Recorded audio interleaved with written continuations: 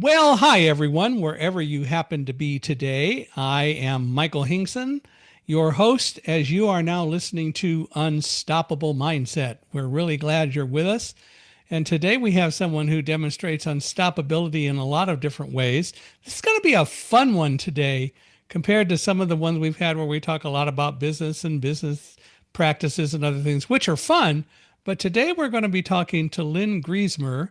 Lynn has done the 20 bridge, 28.6 mile swim around Manhattan, among other things. And she's been a swimmer for a while. Well, she's going to tell us all about that as we go forward. But it's fascinating to hear some of her story. So, Lynn, I want to welcome you to Unstoppable Mindset. We're glad you're here, and we're glad you're going to spend some time with us. Hi, Michael. It's great to be here. Thank you for inviting me. Well, we're glad you're here, and I'm just so I make sure we don't forget it. We'll talk about it more later. But Lynn literally just published a book about the swim around Manhattan, and we will talk about that. So, Okay. anyway, let's start with the early Lynn. Tell us about Lynn growing up. Lynn, growing up, I am the oldest of three children. We are within 5 years, 5.5 years apart. And my father had a big influence on me. My father was very driven, successful. He was an athlete in high school. And I just remember being encouraged to do different things in life. He liked sports. He was an electrical engineer, so he built little model airplanes. He had a photography studio downstairs for a short time. It's funny how he sold all his equipment and got rid of it the year before I was a high school junior and took a photography class. And he was like, "Ah, had I known that, I would have kept it." Dark room and all that. And he loved fast boats, and I grew up in Connecticut, so we had a family beach house where we would have fun on Long Island Sound. And when it comes up to my swimming, he introduced me to the fun and joy of swimming. So I learned when I was 5 years old, and I lived in a small town, so I never really did anything competitive with it except a summer league when I was between age 10 and 13 or 14. So I don't really have a competitive swim background, but I do have the mindset of doing the best I can in life, trying to be the best I can, working hard. So I think the my personality or my environment laid the groundwork of just trying things, being curious, being a learner, just doing the best you could.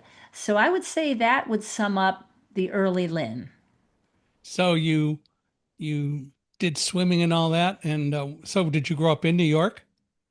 Now, I grew up in a small town in the Hartford, Connecticut area, a town called Rocky Hill. Ah, okay. So there weren't I was born in 1962, so there really, from my memory, there weren't too many indoor pools.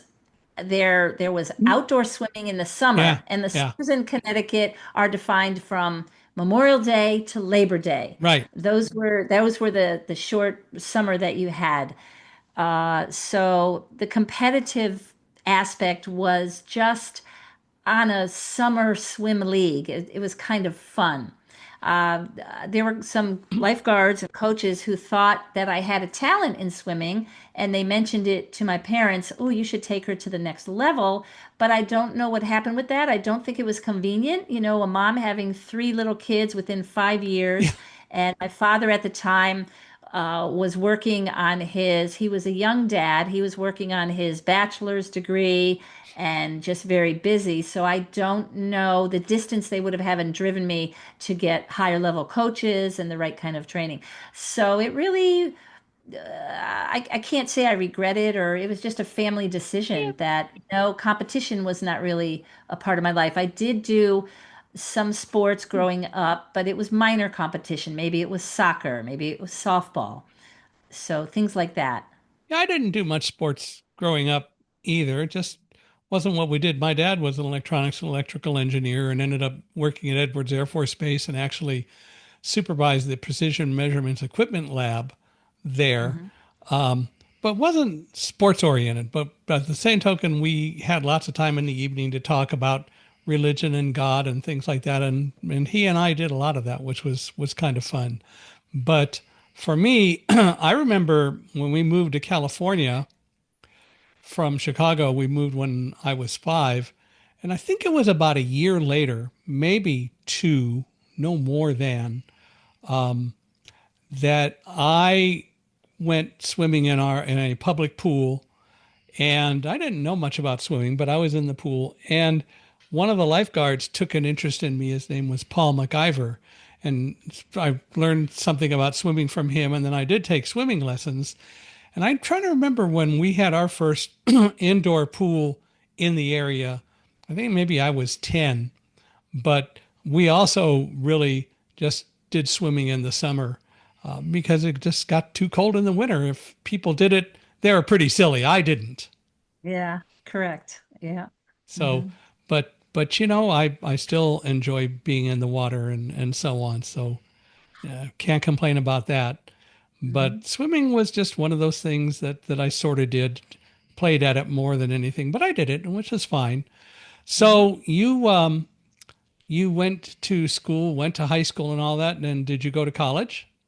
Yes, right after high school, I went to Boston University. I got a Ah, bachelor's degree in psychology. Of course, my father and mother recommended I do engineering or business. I had a pretty good math background, and in fact, I was one of those sixth or seventh graders who was pulled out of the regular math and put in advanced with the mm, boys.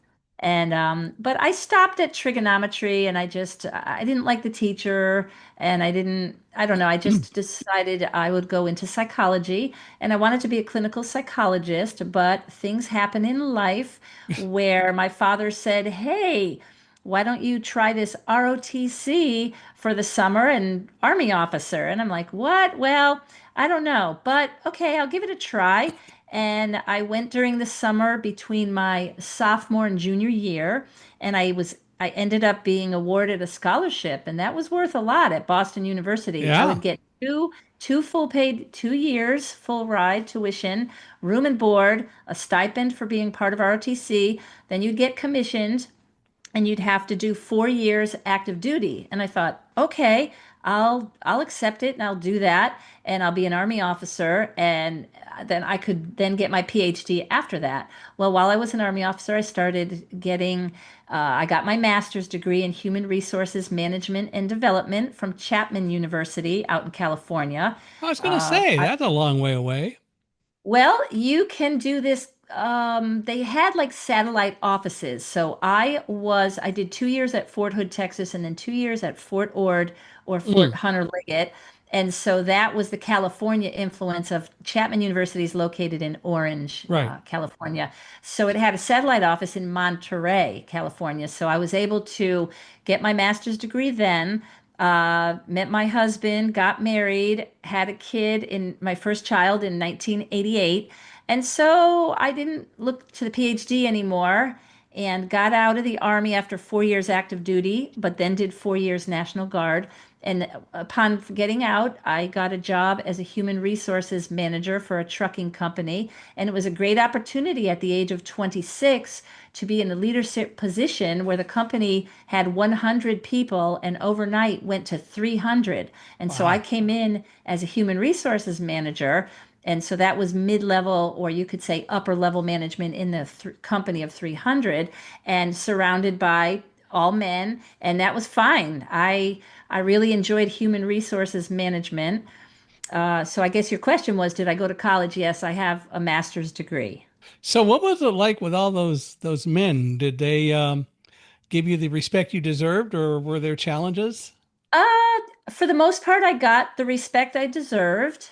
It did have its challenges, but what I would say is that as a child, I was somewhat shy. If anyone who graduated high school with me, they would be shocked that I did a podcast, that I like to speak. Public speaking is very important to me. I've created public speaking programs. And so I was a shy kid, but I knew I had leadership ability. I knew I had desires and goals and ambitions and determination that I had to come out of my shell. I started coming out of my shell in college. I really picked a good university, going from a small Yeah. town in Connecticut, picking Boston University.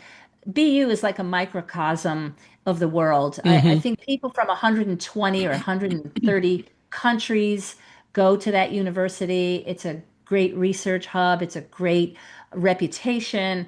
So I had a lot of opportunities when I went to a large university. So I think I blossomed into leadership and confidence. And so actually, in my early years, I think that more of my friends were men rather than women. And so, no, I wasn't uncomfortable.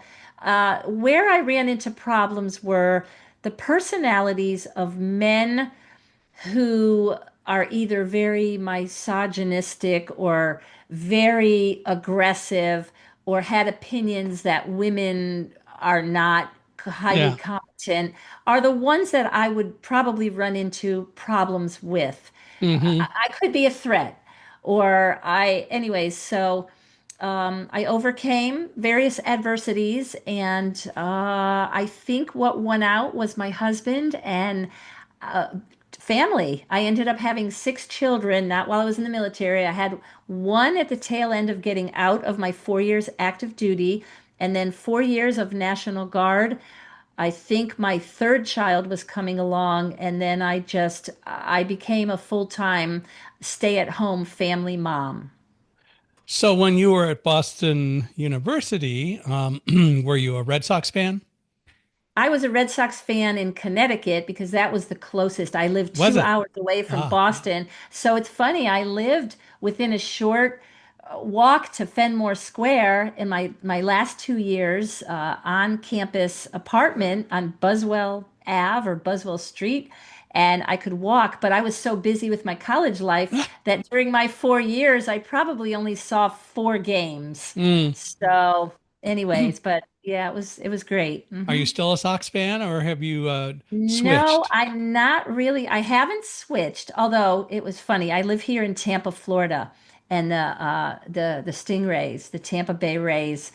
I went to a couple of games and I said to my friends and family, "What do I wear? Do I wear a Tampa Bay t-shirt and a Red Sox hat, or do I wear Red Sox?" And some said Red Sox, Red Sox, and some said Tampa Bay Rays. And I'll wear both. I had like a Red Sox hat and a Tampa Bay Rays t-shirt, and the fans, I was just cheering for everything, and people were just looking at me like, "What? Who are you?" Well, I haven't worn any special clothing, but I must admit I'm a Dodger fan. I grew up with the Dodgers, and of course, I believe one of the blessings of being out here back in the 50s and 60s and into the 70s is I still think Los Angeles had, for a lot of sports, the best announcers in the world. We had Vin Scully doing the Dodgers, who was clearly, I still think, the best that ever was in baseball. We had Mhm. Chick Hearn doing basketball. And although I think Johnny Most was a hoot in the Celtics era, Chick Hearn was a much more well, he was a faster announcer and he described probably a little bit better, but you can't argue with the personality of Johnny Most. And then we also Okay. had Dick Enberg, who did the Angels, and he also did football. He did the Rams when they were out here. But I just think that LA has always had good announcers. I don't think it's the same anymore with any of the teams. One of the things that Vinny always did was he broadcasted the first, second, fourth, fifth, sixth, eighth, and ninth innings, and Jerry Doggett, when they were together until Jerry died, did the third and the seventh innings. But Vinny did it all. He would tell you stories. I mean, he did it for such a long period of time. I mean, my gosh, he did it for 60 years. So he did it a long time. I even, as a collector of old radio shows, have some programs. They're baseball games in New York. I've got one with the New York Giants and the Brooklyn Dodgers playing each other. That was fun. Well, let me ask you, why do you think that it's gone downhill in that you just don't have, you had personalities then. Are people driven by ratings and money? Do they have to conform to a boring standard? What Well, have we lost? well, one of the things is you very rarely find an announcer who does it all. Nowadays, primarily you have two people and they talk a lot and sometimes miss for a little while what is actually going on the field, and then they have to catch back up. And Hmm. so I think there is some of that. There just is not the same level of storytelling. Vince Scully could tell you stories and would interrupt to announce what was going on as something happened on the field and go right back to it and not lose his place. But you don't see that kind of thing anymore. And it's always two people talking.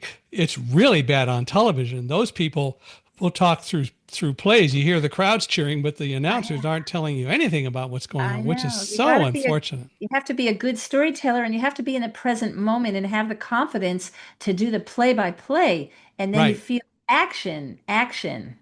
Yeah. Yeah, and they don't. So Hmm. I'm sure some people would say it's ratings. It's just the way it's evolved. It's just not what it used to be.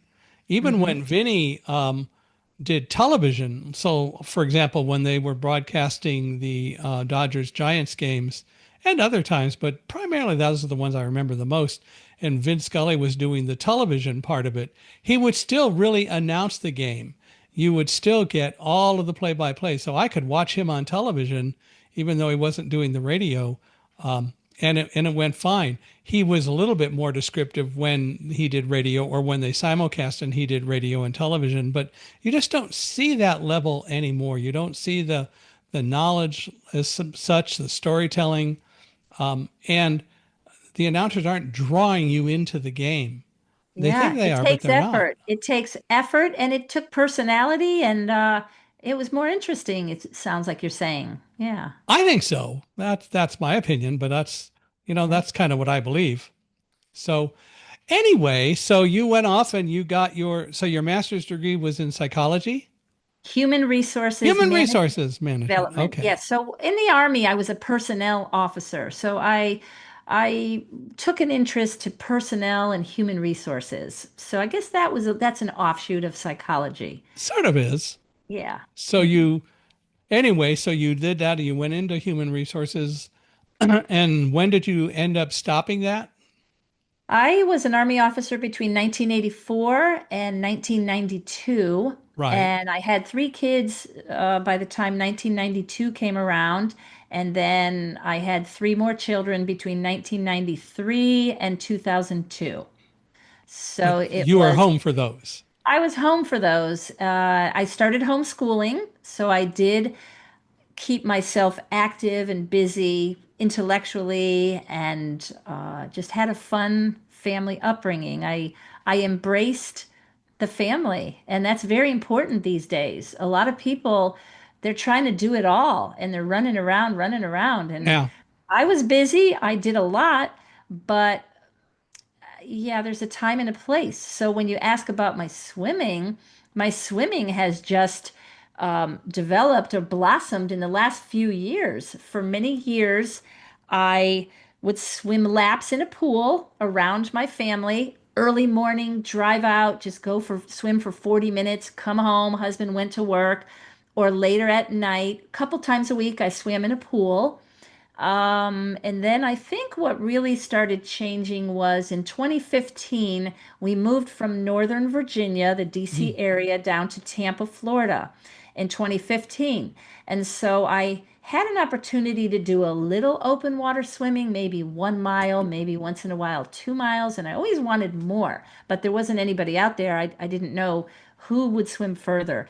So COVID was it was a terrible thing for many Hmm. people, but I will say it was one of the best things to happen to me because when COVID closed the pools, the swimming pools, people took to the open water. There are public places or places you could go to and just hop in the open water and swim. And so a shorter distance made way for a longer distance. And then my husband and I noticed that people who swim very long distance need a kayaker. And you need a kayaker to carry your feeds, your nutrition, your drinks, and your little sports gels or your feeds. Because if you're out there swimming for more than 2 or 3 hours, where are you going to get your nutrition? You can carry it in your tow float or buoy, but for safety reasons, it's good to have a kayaker. So I said Hmm. to my husband, "Hey, there's a swim I might want to do in the Keys." And it was called the Alligator Reef Lighthouse, an 8 mile swim. You could do it by yourself or with a team. And I said, "Hey, some people told me about this, and I might want to do this. Would you like to be my kayaker?" And he goes, "Sure." And we looked on Facebook. We looked for to buy on Facebook Marketplace a used kayak because we were just starting out. So we bought a kayak. And so this was May of 2020. We started swimming in downtown Tampa, Davis Islands, Harbor Islands. That's just 15 minutes from where I live. And a short distance made way for a longer distance. And my husband was like, "Wow, it's a joy to watch you. You're a skilled swimmer." And then I said, "Well, it's a joy to watch you because you're a good kayaker. You're a You're good paddler. developing you're developing skills kayaking." And he has kayaked in a lot of dicey situations, really big waves and tough weather. I mean, a swimmer can deal with a lot of swim conditions, but it's the Yeah. kayaker. Events will be canceled if the wind is too strong and the waves are too big. It's the kayaker that could be flipped over, but skilled swimmers could handle it. So, did you or do you have any major concerns being in the ocean and all that, since it comes up every so often about sharks or anything like that? Oh, absolutely. So you will have a slight fear of sea creatures depending on where you swim sometimes. Someone introduced me to a thing called a shark bands, BANZ, and what that is it's this it's like this anklet, this ankle bracelet developed by engineers, and you put it around your ankle, and it emits Hmm. like a magnetic pulses. So it's supposed to keep sharks away. So I've never known anybody. I think it works because I've never known anybody wearing one of those to have an encounter. Now, the caveat is that it might not keep away bull sharks or great whites. Now, I'm not worried about great whites in the Florida area, and I'm generally not worried about sharks. And I have seen small ones. My husband has seen some, but I pretty much feel that I am swimming in the open water environment of other sea creatures, so I need to be respectful. If Yeah. I mind my own business, I believe they will mind their own business. So I do not have an outrageous fear. I have an awareness that they might be there. I've seen stingrays close to me. I was been very close to manatees and dolphins, but I'm out there doing my thing, minding my business, and don't really worry about it. So some of the things we do for safety is if I'm going to be swimming alone, I used to swim with my cell phone so that my husband could track me, and I tried to swim along shoreline, not too far out. Hmm. I also now have upgraded to and I forgot what they're called. It's like it's a little round circular thing that's you can be tracked. It's a tracker. A tracker. Yeah. So, but a lot of times I swim with others, but if I do swim solo, of course, we recommend that you don't swim solo. But if you do, make sure you have advanced skills, make sure you have a plan, make sure you're sensible, swim with your buoy. So I strap around my waist my tow float, like a bright orange or yellow or pink buoy, and I try to be as safe as possible. So yes, are there sea creatures? Yes, but you know what, Mike? What's worse are boats and jet skis. Mm. That's what Yeah. you need to be afraid of. Yeah. That's They're what you not need to paying be attention. concerned about, rather than the sea creatures. So you just use some common sense, You when already you're out. sort of answered this, but I was going to ask anyway. You've interacted. Have you had any commiserations with dolphins? Have they visited Well, you and swim with you or anything like yeah, that? they've swum under me. They've been alongside me for a few seconds, and maybe 3 months ago, I was swimming with my swim partner Ken, and he was closer to shore, and I was out further. And usually, when you swim, you breathe to your left and to your right, and occasionally you look up to sight to see where you are. Well, I just so happened to look up, and I suddenly took my leg and I stopped quickly within 2 feet, almost an arm's length. There was a fin like coming at me. And Mm. and then I looked up again and I said, phew, a fin on a dolphin is going to be curved and a fin on a shark will be straight up. And it was curved and it was a big fin. And right away it went under me. And if I had put my leg down, I probably could have touched the dolphin. So these sea creatures know where we are, but Yeah, it was coming straight at me and then it went under. So that was just like thrilling. I've had thrilling things happen. One time I was swimming by myself. It was very peaceful, and I came up on some manatees, and I could see part of the two manatees sticking up, and I was getting closer, and I thought, okay, I'll just take a right and do a beeline straight away. And then all of a sudden, I think there were four of them. All of a sudden, the water did some weird things to me, and I could just feel a strange sensation. And I think they were really close to me, going under me or whatever, but they are huge animals. I've heard that. And so I kind of got spooked. I didn't think I would get attacked, but it's a little, it's very unusual when you're out there swimming and you're flowing, and then you get this massive water starting to bubble up on you. Well, I've heard generally manatees are not aggressive and they can be friendly. So, Yeah. Yep. but Not afraid. So, we did a podcast.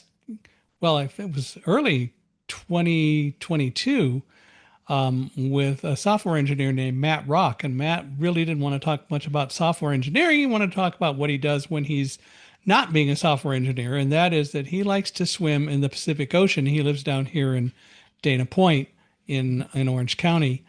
And he swims at least once every other day throughout the entire year. mhm. And he swims without a wetsuit. Oh yeah, And, I do too. I don't have a and wetsuit. and Yeah. he told us he was talking about the fact that he swims sometimes nose to nose with a dolphin and so on and does fine. So Uh-huh. I know there are sharks out here, but he seems to be doing okay, and I am sure that it's the same sort of thing. He keeps his eye on what's going on, and that's all you can do. Yeah. And have someone know where you're going to be and around what time, and carry identification Yeah. in your tow float, an ID of your address or an emergency phone number or something. But yes, I heard that podcast. I would recommend it. That was excellent. He talked about cold water and just why he did it and what it did for him. And I agree with a lot of what he was saying. And dealing with the cold water, it's acclimation. Yeah. I swam this year. I didn't expect the water to be so low. My friend told me it's going to be about 58 to 60 degrees. Okay, I could do 45 minutes. All right, 58 to 60. Great. So we got in the water and it was painful. It was burning. It felt, oh, if that was a 58, that was a cold 58. So I had my watch on that could tell me what the temperature was, but I didn't look. And I was with two other people, Mike and Ken at the time, and Mike kept his eye on me, and I was trying to put my head in the water and my whole face was like burning or freezing. Think of a brain freeze if you've ever had Hmm. ice cream or something really cold and it's painful for a few seconds. Well, my face, I could not keep my face in. It took a good 10 to 12 minutes. I would go doing backstroke. I would go and I'm like, okay, I can do this. And from familiarity, finally I could swim. And 30 minutes, 20 minutes in, I checked my watch, 54.1 Yeah. degrees. And the outdoor temp was 45. It was sunny. That was cold. But after a while, I got used to it. And then when I was done with the 45 minutes, because that was maybe a mile, we go and we didn't take long breaks. We didn't take a break and chat. We just kind of got to keep going because that's when hypothermia can set in. Yeah. You stop and you're talking, and you got to keep the consistency.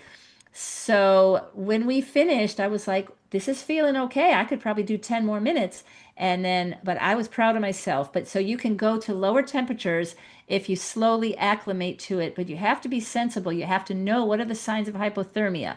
If your fingers start freezing and your toes can't move or they form a claw. I've never had that. I've felt cold and I've had hypothermia after I've gotten out, but you just have to be very careful and treat yourself when you get out. Have a warm drink in the car. Yeah. Have warm clothes, put a hat, dry off. Get that bathing suit off right away. Change your clothing right away. Do not stay in a wet bathing suit after you get out. And put a hat on, warm layers of clothing, put your heat on in your car. So, yeah, I have not really, I have had problems with hot water, warm water, almost maybe getting close to heat stroke, maybe. I mean, oh, swimming around Key West about a year and a half ago. I will just never do that again. The last 2 miles, no amount of cold drinks was helping me. The water average temp was 89, Ooh, and people won't even do that event just because of the temperature. And it got up to 93 wow. towards the end, and my body cannot endure hot temperatures. So I no, went into the ocean once when we were at a National Federation of the Blind convention in Miami, and it was at night. The water was extremely warm. I've never had ocean water like that. I don't go in the ocean very much, but it was kind of fun being in the water for a little while. But I know listening to Matt, when he first decided to swim in the ocean in the winter, at first he was a little bit concerned about going in. And the first time he was going to do it, he noticed that he was moving slower as he got closer to the water. And he finally realized either I'm going to do it or I'm not. And he just ran forward and jumped in. And he said he got used to it pretty fast and has been doing it ever since. But yeah, again, it's what you get used to doing. true. And that's what's really kind of important. But he did it and enjoys it. So Yeah. that's great. By the way, the water temperature for him was in the winter 55. Hmm. So little Yeah, nippy, it's little cold. It's nippy. it's a little cold, but a lot of people can do it. I mean, you need to be able to do 55 if you're going to do the English Channel. You need to, Yeah. cold water is important. So, if we can talk about my swim around Yeah. Manhattan, So I was going my to get to that. Let's okay, let's let's do that. So all right. what made you decide that you wanted to do the swim around Manhattan? Well, like anything in life, sometimes a person that you respect, a highly skilled swimmer, could plant the seed for you. And my friend Bambi, who was a well-decorated swimmer in college and held a record for 30 years before I think it was broken. Anyway, she said, "For you, it's doable. It's doable." And I'm like, "Wow, thank you." Now, I am a slower long distance swimmer, and my friend Ken and I have a similar pace. And Ken just decided one day, he said, "Lynn, would you like to do 20 bridges tandem?" He asked me November, December of 2024, and I just almost within a day or so said, "Yeah, yeah, that sounds great." We applied for it in January of 2025, and we were accepted in February of 2025. And I decided to do it because I've worked up to this level, and it's very exciting. It's one of the top three open water swims, the Triple Crown of open water. The other two being the Catalina Channel that goes Mm, from Catalina Island to the mainland in right. California, and the English Channel. And so 20 bridges, you actually swim under 20 bridges on the 28.5-mile course.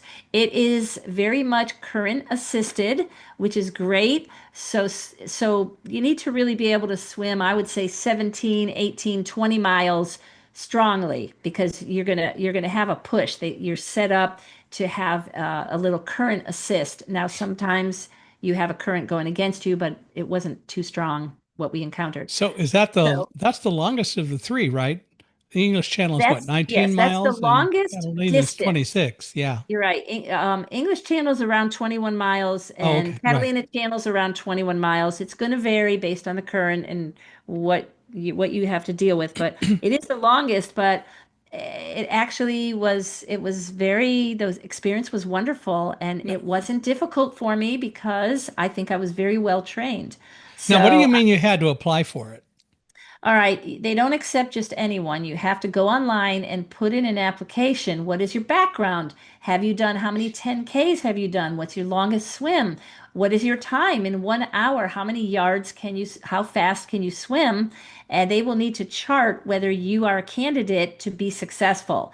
And almost everybody who starts the swim will finish it because they pick people who they are sure, almost certain, who will complete it, and they don't want to have anyone get in over their head and fail. Yeah. So yeah, you had to apply and then you had to be accepted. And who is the they that do this? Oh yes, the New York Open Water, NYOW.org, that has been in operation for at least 10 years, and they set up an official swim for you. It's not an event, it's a solo swim that you arrange. You have a boat to accompany you, you have a kayaker to accompany you, and it's planned that they're down, they know the tides down to the Hmm. almost to the minute, where you're going to start, what time you're going to start, where you should be on the course at a certain time based on the time that you told them. So, very well organized. NYOW.org is the website to go to if you are interested in swimming the 20 bridges. So you said a boat. Do they provide the boat, or is that just Yes, they something? do. You pay a price and it includes everything. Okay. And the boat is an experienced captain who is in radio contact. He knows when the barges are coming, when the big boats are out there along the Hudson River. They keep you safe. We had to stop right away when we started because the Staten Island ferry Mm, was crossing, so we just had to stop for a minute or two before we proceeded. So you definitely want to do this with a skilled boat captain. makes a lot of sense. How Mhm. long did it take you to do it? It took us 10 hours, 11 minutes, and 20 seconds. And um, they had us finishing in an estimated 9 hours and 55 minutes. And again, that depends on the swimmers, on the conditions. We were not going straight down the Hudson in the strongest current because there was boat traffic that we had to kind of dodge. Okay, Yeah. swim towards the mainland. There's a barge like a quarter of a mile away, or swim to New Jersey because a current was pulling us closer to land. So we did a little zigzagging at times, but again, the boat captain keeps you safe and will give you the route that you have to go in. Well, that's fair.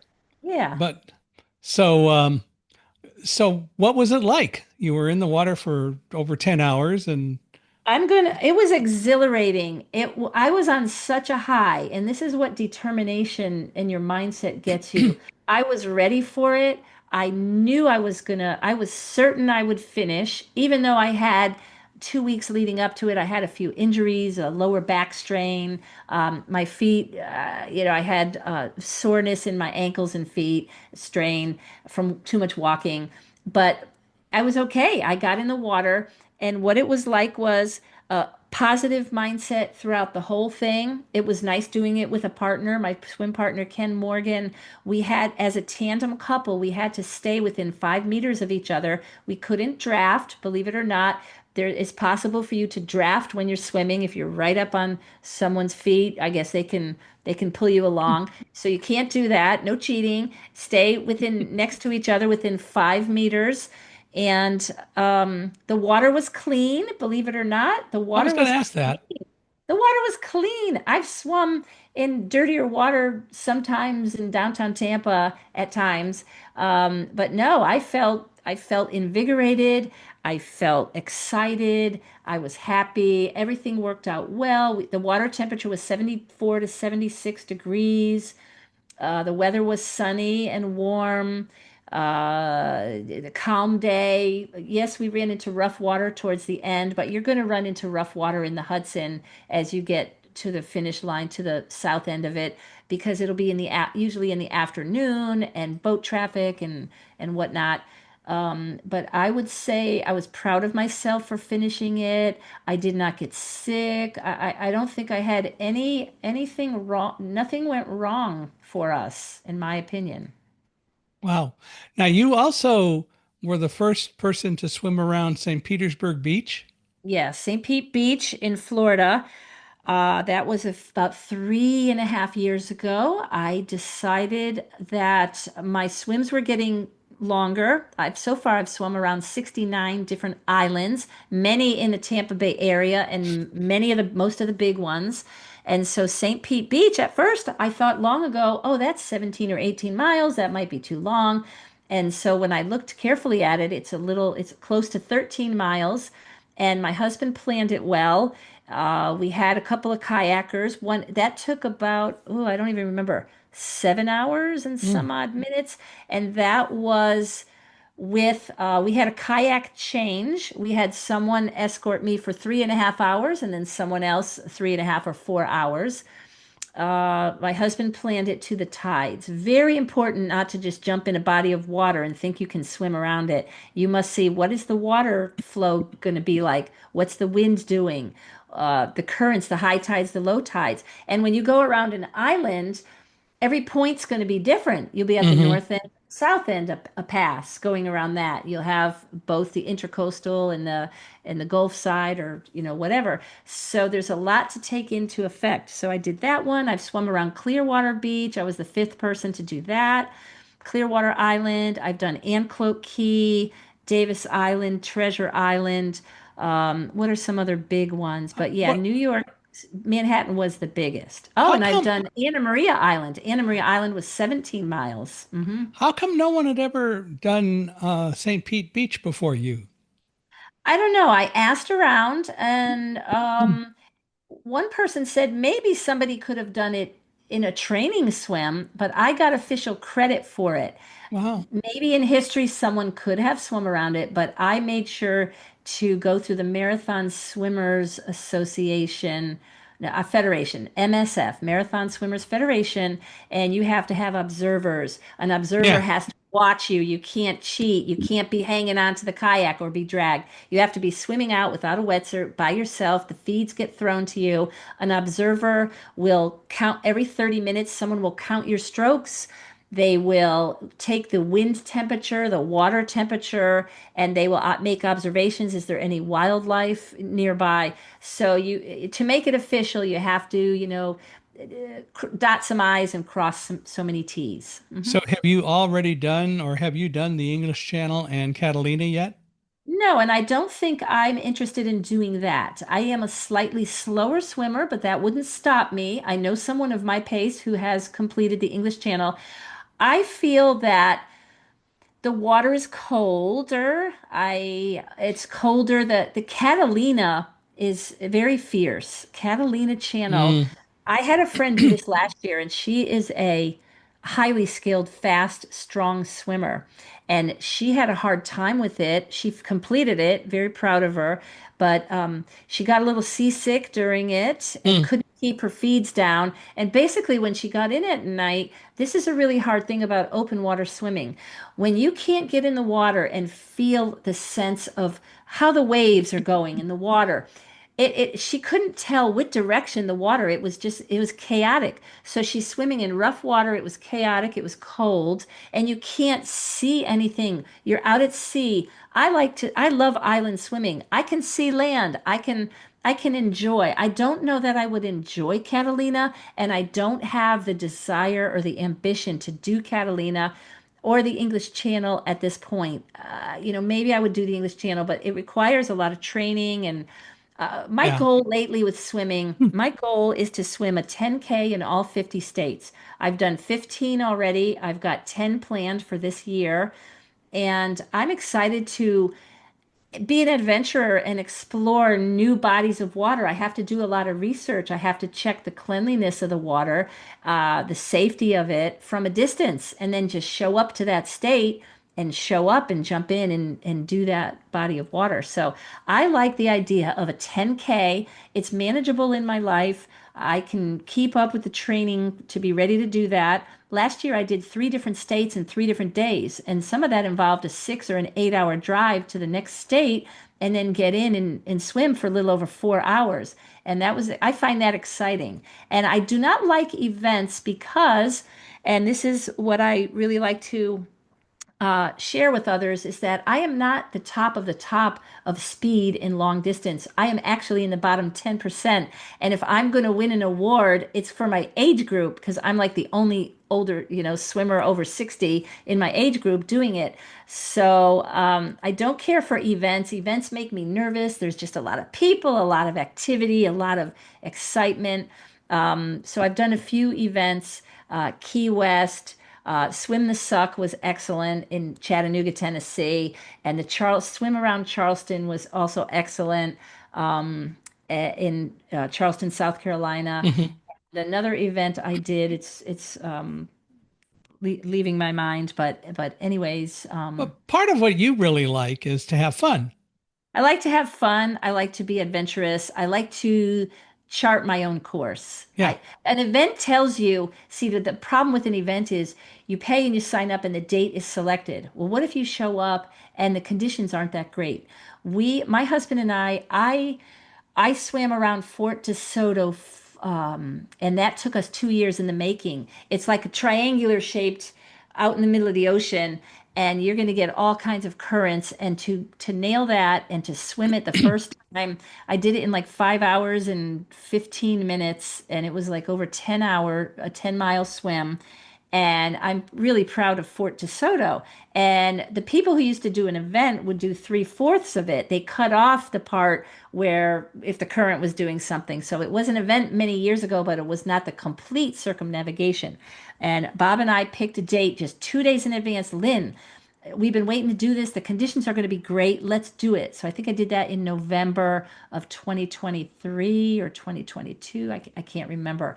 But yes, thank you. I like to plan my own on my own time. I also did a Lido Key. I did that in 3 hours and 23 minutes. And some of the fastest swimmers jump in and do it and they run into the conditions where they can't complete it. I mean, you can't fight Yeah. Mother Nature. If there's a No. strong current coming against you, you cannot fight it. So we like to go out and be successful. However, there are times we went out and tried things and the fog didn't lift. The boat channel was busy, so we had to abort our mission of a certain island that I wanted to do a few months ago. Well, so um, with all of this that you're doing and Mhm. that you've done, have you done your 10K in California yet? No, but I have plans to go to Lake Tahoe with my family, and we're going Oh, to stay in South Lake Tahoe. And one day I'm going to do a 10K on the California side, and another day I'm going to do a 10K in on the Nevada. Nevada side, yeah. So, and there are many great events in Lake Tahoe that are sanctioned and official, but I want the freedom. My husband kind of persuaded me to have the freedom to do the goals that I want to do. Hmm. Now, if you do one of the events for you, I don't think I could get in the Nevada side unless I added more. So I'm just going to, since it's a family vacation as well, I'm going to just squeeze in my swims There you go. around other things. There Mhm. you go. Well, you talk about unstoppable determination. What is that? Determination is almost like I feel like I'm a volcano, ready to erupt. Your desire lays the groundwork for a determination. When you feel a pull that is so strong that you just cannot ignore. And that also comes from a passion. And in my book, Swimming Around Manhattan, Find Your Passion, Make It Happen, it's the passion that can fuel you. And so determination is you're willing to do it at almost all costs. And I say almost. You got to be smart. You don't want to face death or danger to the extreme. But when I was going to swim around Manhattan, my determination was so strong that I was already certain in my mind. So there's the mindset. You are certain in your mind that you will complete it, that you're going to do well. You have training behind you or experience and skill behind you. And determination is something where you cannot have doubts and you cannot make excuses. So, like obstacles that would get in the way of a determination would be if you have in your mind, I don't know if I can do this. I'm not good enough to do this. I'm not worthy of doing this. The doubt could take you away from determination. Excuses. I didn't have excuses. I have swum when it's very cold and windy and rainy outside, and I was going to meet my friend and we were going to do a swim and the water was rough. We showed up and we did it. Now, if it looks unsafe and and terrible conditions, we wouldn't do it. But determination is using common sense and reason, but it's some people would describe me as relentless and intense. And you know what? It's too bad. Maybe I am relentless, maybe I am intense, but I'm very happy. I'm happy to accomplish what I set out to do because I'm very determined. Determination is action. It's taking action. It's not talking about it. It's making it happen through action, concerted effort. Everyone talks about consistency. Consistency is very important when you are a determined person and determined to find the resources. If you don't have them, find them. Be curious, be a learner. If you're determined to do something, it may take you a couple of years in the making. It may take you a couple of months. You have to believe in yourself. You have to believe that it can happen, and you do whatever you can in your power. And be open and be listening. Maybe you don't have the resources to do what you want to do now, but surprise, surprise, you might just run into someone in the grocery store and you're talking with someone and you form a friendship and maybe they have a connection for you or the resources. So Hmm. determination is like a light bulb that will ignite you to get something done. Does that kind of explain determination? I think it does. And one of the things that you always have to deal with, because there are always naysayers and other things like that, but fear, discomfort, and discouragement are things that you have to face. And I'm Yes. sure that people will from time to time say, "Oh, you can't possibly do that." And you have to be the person who really knows yourself. No one else really can do that. Now, your husband certainly knows you, but you guys are a well-oiled machine or a well-practiced team, so you guys plan things pretty well. Yes, and the funniest thing, whenever I would tell people, "Oh yeah, I'm gonna swim around Manhattan in the summer," the first thing out of so many people's mouths, "Oh, that water is dirty. You're gonna come out of there, you're gonna glow. You better get a tetanus shot." La la la la la. And I file it away. Don't take advice from somebody who doesn't really know, who hasn't done it or researched it. Everybody's going to have an opinion, Yeah. but you should only take your opinions from people where it's factual and it's going to help you. That stops a lot of people from doing things in life, other people's opinions. And so I was so happy to tell these people I came back, hey, the water was clean. Yes, I did get a little rash on my body afterwards, but that was minor. Oh, yes, on the belly. And that was minor. I get that sometimes when I'm in the open water anyways. But I can't believe how clean the water was and it felt. Uh, yeah, so I just you have to not listen to others. Another thing, do not compare yourself to others. Sometimes Hmm. that sometimes stops me. I know I'm a slower swimmer, and sometimes that have stopped me from doing certain things. But in general, in life, it's your life. What do you, I wanted to end with this, but I feel like saying it now. We only have one life to live. What are we building? What are we doing with our lives? What are we going to build? What are we going to create? Be a producer, not a consumer. There's so many people. I kind of dropped out of social media 2.5 years ago, and Yeah. now I'm back a little bit to help spread the word about my book. But I find that a lot of people spend time scrolling and launching their opinions. I don't know that there's a conversation that goes on sometimes in social media, but there's more of a, hey, I'm here, this is what I think, and there's just negativity Yeah. in life is what we have to really cut down on. I think the world is a beautiful place. I have a happy and a good life. You're not going to have me talk every day. Oh, things are bad. Things are terrible. It's a terrible world. Oh, we shouldn't bring any more kids into this world. It's terrible. I am not experiencing life like that. Not at all, you know?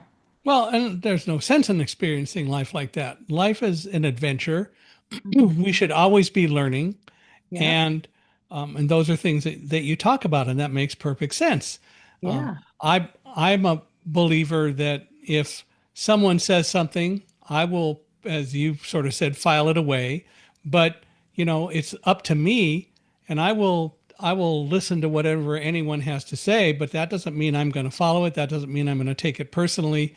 I will always listen to people. You never know what you might learn, but a I lot of know. times, you won't learn a lot because they're just being very negative. Yeah, that's true. So, how do we become more determined if we feel we have a worthy goal or passion to deal with? Well, small steps. Everybody says one step at a time. How you become determined. Okay, so yeah, it's a good question. Is determination something we're born with? Is it in our personality? Is it in our DNA? Or can we learn it? And I think combination of both. You heard about my childhood. I think I was wired. I became wired to be ambitious. Even though I didn't have a high-powered career, I've always been a very ambitious, goal-oriented person with my family, with the things I've done in my life. So you can develop it. You can definitely develop it.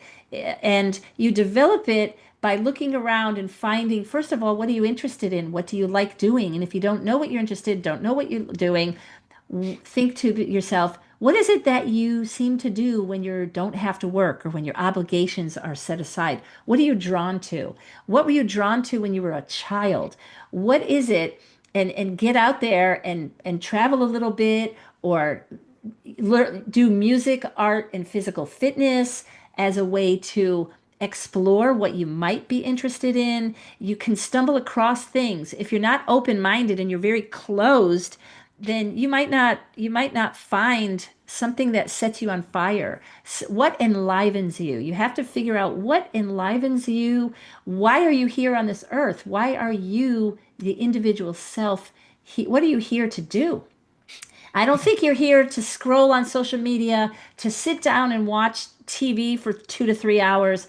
You're here to do something and try to find out what that is. It doesn't have to be big. It can be small. It can be something that enlivens you. And when you find these things, you will find the determination, I believe. So, we've been talking about unstoppable mindset. In addition to determination, what are some other things that you feel go into making an unstoppable mindset for an individual? The unstoppable mindset is developing a really solid, firm foundation in yourself to not be deterred. I will not be stopped. And you have to believe it about yourself. The work of Joe Dispenza is pretty good. There's many people who have how to change your identity and your mindset. And it's not, I'll tell you what it's not. It's not motivation. Sometimes motivation comes from the outside. It's not willpower.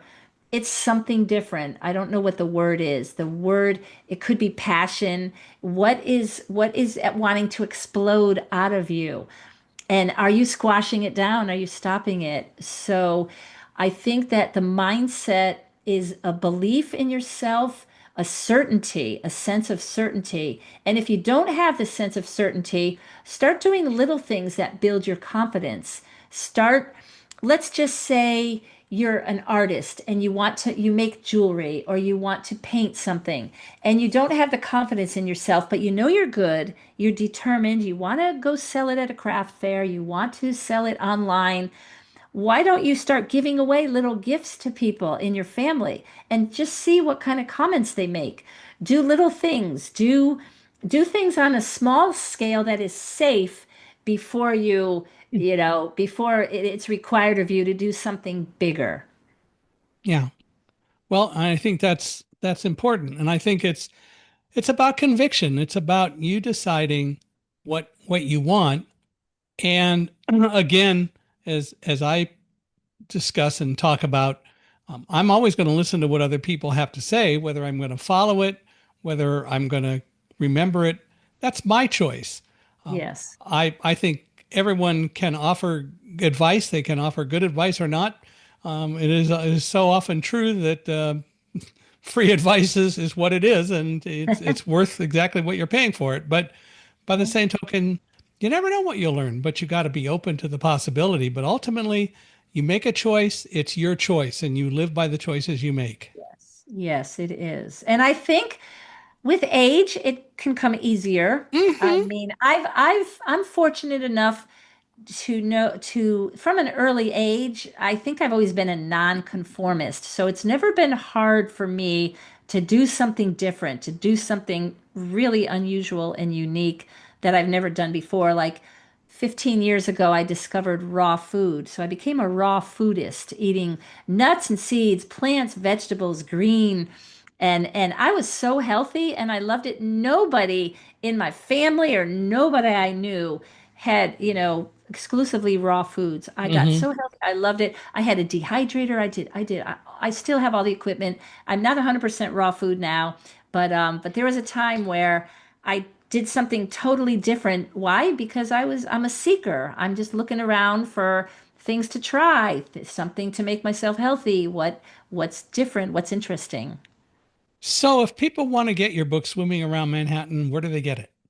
Okay, right now it's available on Amazon. I'm holding up a copy right now. This is hardcover. It's available in hardcover, paperback, and ebook. It is on Amazon, and it's soon going to be on Ingram Spark for book dealers or different organizations. But it's out there on Amazon, and I encourage anybody who wants to hear an interesting story from the underdog. I'm an underdog because I'm a slower swimmer, no competitive background, stumbled across it. I've been an long distance open water swimmer for about 5.5 years, and yeah, it's a good story, and I want it to be inspiring. I want the reader to read my story and to feel, wow, what can I do? Gee, I should do something. This is exciting. I want to enliven myself and find my passion and do something great. It's never too late to do something great.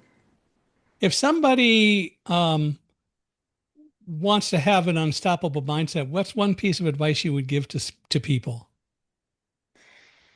Unstoppable means unstoppable. You keep going no matter what. Do not let doubt get in your way. Do not make excuses when things get hard. Push through. Make it mechanical rather than feelings oriented. Your Hmm. feelings you'll wake up in the morning, I'm too tired, I'm too cold, I don't want to go outside and jog. It's freezing, it's windy. Don't let excuses stop you because you will not progress in life. So if you want to move forward, if you want to be unstoppable, you have to take action in the right direction, even a little every day, or set something big to look forward to. Do it with other people. Find an accountability partner or somebody else that's positive. Surround yourself with positive people. That's another thing too.